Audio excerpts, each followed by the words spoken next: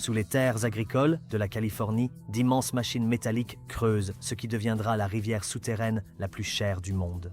Nous parlons d'un tunnel si gigantesque que l'on pourrait y faire passer 3 bus côte à côte, si large qu'un immeuble de 3 étages pourrait y tenir, et si long que si vous commenciez à marcher d'un bout à l'autre, il vous faudrait 3 jours pour atteindre l'autre extrémité.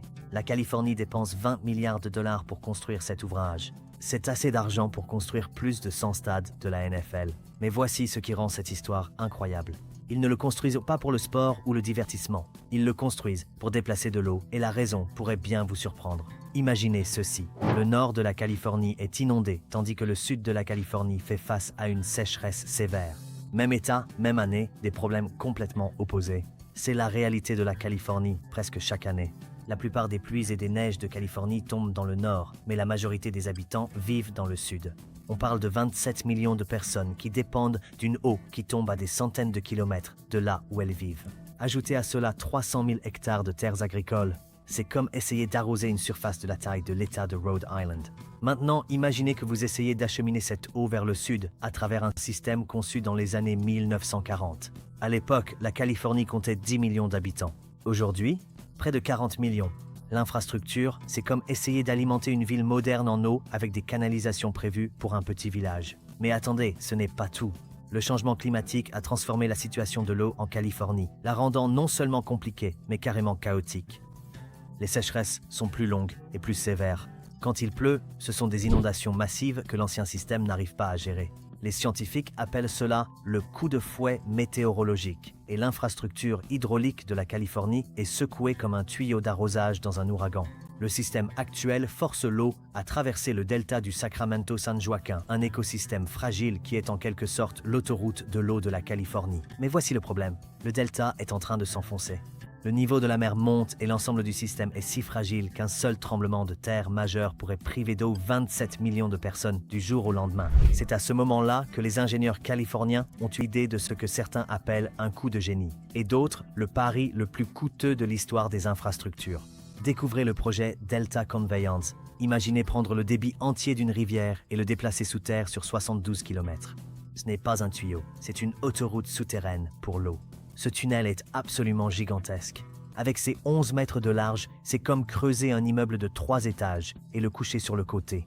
L'ensemble sera situé entre 30 et 40 mètres sous terre, assez profond pour empiler 4 maisons par-dessus sans atteindre la surface.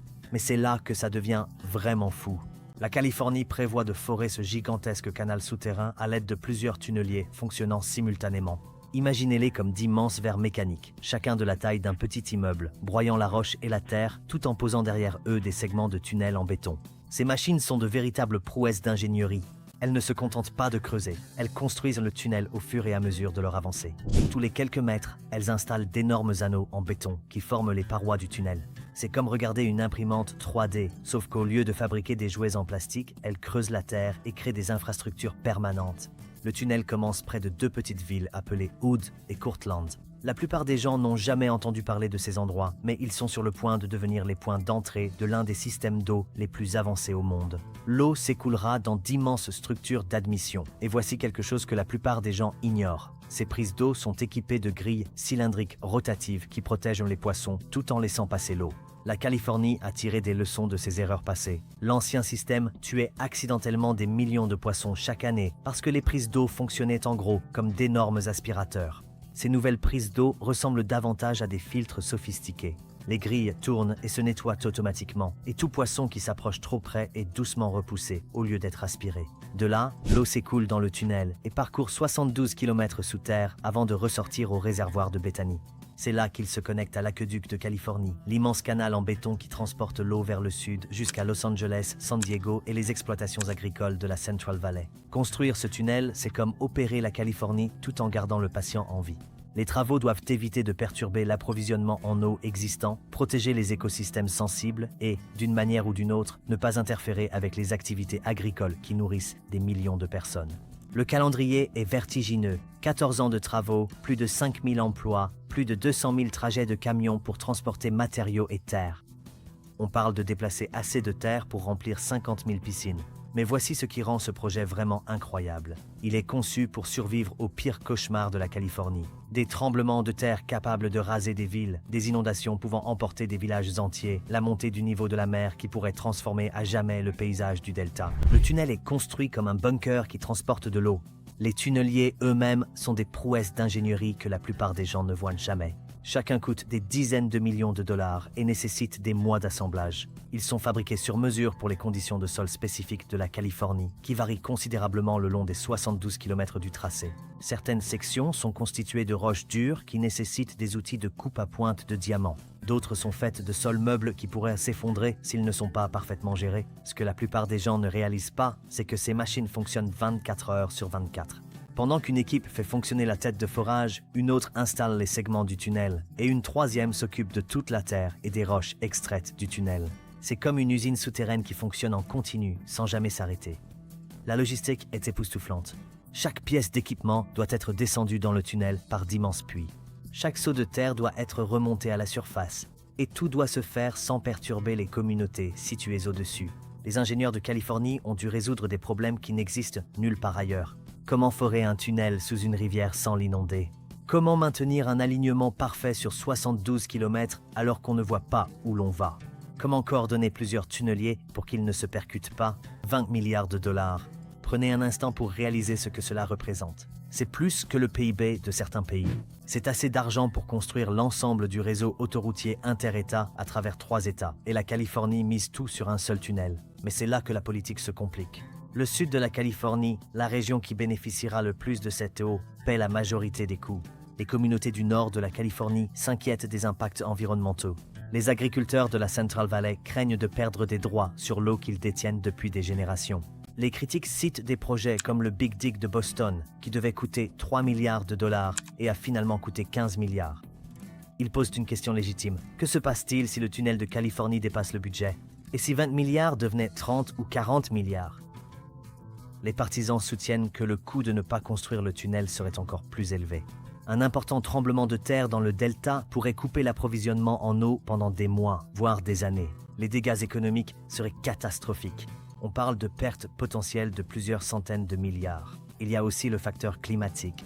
Le climat de la Californie devient plus extrême chaque année. L'ancien système d'approvisionnement en eau a été conçu pour un climat stable qui n'existe plus.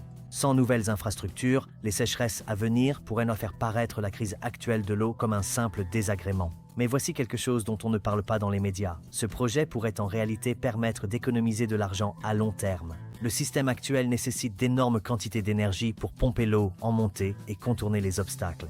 Le nouveau tunnel utilise la gravité et des distances plus courtes, ce qui pourrait réduire les coûts énergétiques de plusieurs milliards de dollars sur la durée de vie du projet. Les calculs environnementaux sont tout aussi complexes. Oui, la construction perturbera temporairement les écosystèmes, mais le nouveau système est conçu pour être beaucoup plus respectueux des populations de poissons et de la faune du delta. Les énormes pompes de l'ancien système dans le sud du delta ont été qualifiées de mixeurs à poissons par les écologistes. Les nouvelles prises d'eau dans le nord du delta sont spécifiquement conçues pour éviter ces problèmes. Chaque méga-projet comporte des risques et le tunnel de la Californie en affronte de sérieux. Les conditions du sol pourraient être pires que prévu, nécessitant un équipement de forage différent et des délais plus longs. Des poursuites environnementales pourraient retarder la construction pendant des années. Des changements politiques pourraient affecter le financement. Il y a aussi le défi technique de forer sous des rivières actives et des zones sismiques. Une seule erreur de calcul pourrait provoquer l'effondrement du tunnel, une inondation ou pire encore. Les marges d'erreur en ingénierie sont incroyablement faibles lorsqu'on travaille à une telle profondeur sous terre, mais le plus grand risque est peut-être d'ordre économique. La Californie parie essentiellement sur le fait que l'eau deviendra plus précieuse et plus rare dans les décennies à venir. Si le changement climatique se stabilise ou si de nouvelles technologies rendent le recyclage de l'eau moins coûteux, le tunnel pourrait devenir un monument coûteux à une mauvaise planification. Il y a ensuite la question du précédent. Si la Californie réussit, d'autres États et pays tenteront probablement des projets similaires. Si cela échoue de façon spectaculaire, cela pourrait retarder le développement des infrastructures hydrauliques pendant des décennies. Les communautés locales sont également exposées à des risques. Les travaux de construction perturberont les zones rurales pendant plus de 10 ans. La valeur des propriétés pourrait en être affectée, et si quelque chose tourne mal lors des opérations de creusement, les conséquences pourraient être graves pour les personnes vivant au-dessus du tracé du tunnel. Ce tunnel représente quelque chose de bien plus grand que le simple transfert d'eau du nord vers le sud. C'est la Californie qui s'adapte à un climat qui change plus vite que quiconque ne l'avait prévu. Ce sont 40 millions de personnes qui refusent d'accepter que la rareté de l'eau doive limiter leur avenir. Mais c'est aussi un test pour savoir si les sociétés démocratiques peuvent encore construire de grandes infrastructures transformatrices. La Chine réalise régulièrement des projets de cette envergure. Les gouvernements autoritaires peuvent agir rapidement lorsqu'ils veulent remodeler la géographie. La Californie, avec ses études d'impact environnemental, ses recours juridiques et ses débats politiques, peut-elle réellement mener à bien un projet aussi ambitieux? La réponse pourrait déterminer si d'autres États américains tenteront des projets similaires d'adaptation au climat. La Floride pourrait avoir besoin de barrières massives contre les ondes de tempête. Le Texas pourrait avoir besoin de systèmes de stockage d'eau souterrain. New York pourrait avoir besoin de tunnels anti-inondation. Le tunnel de la Californie est en réalité un aperçu des choix d'infrastructures que le changement climatique imposera à toutes les régions développées. Construire dès maintenant des projets d'adaptation coûteux ou payer des coûts encore plus élevés pour des réponses d'urgence plus tard. Il y a aussi une dimension géopolitique. La sécurité de l'eau devient un enjeu de sécurité nationale. Les pays qui ne peuvent pas fournir une eau fiable à leur population font face à l'instabilité, à la migration et à l'effondrement économique. Le tunnel de la Californie concerne autant le maintien de la prospérité américaine que le transfert de l'eau. En ce moment même, alors que vous regardez cette vidéo, ces tunneliers creusent le sol californien, se rapprochant soit d'une justification, soit d'un désastre. Dans 14 ans, nous saurons si la Californie a construit une solution à 21 milliards de dollars pour sa crise de l'eau, ou la plus coûteuse erreur de l'histoire des infrastructures. Mais voici ce qui empêche les ingénieurs hydrauliques de dormir la nuit. La Californie n'a peut-être pas 14 ans devant elle. Le changement climatique s'accélère. La prochaine grande sécheresse pourrait frapper avant que le tunnel ne soit terminé. Le prochain grand tremblement de terre pourrait détruire le système actuel avant que le nouveau soit prêt. La vraie question n'est donc pas de savoir si la Californie peut se permettre de construire ce tunnel.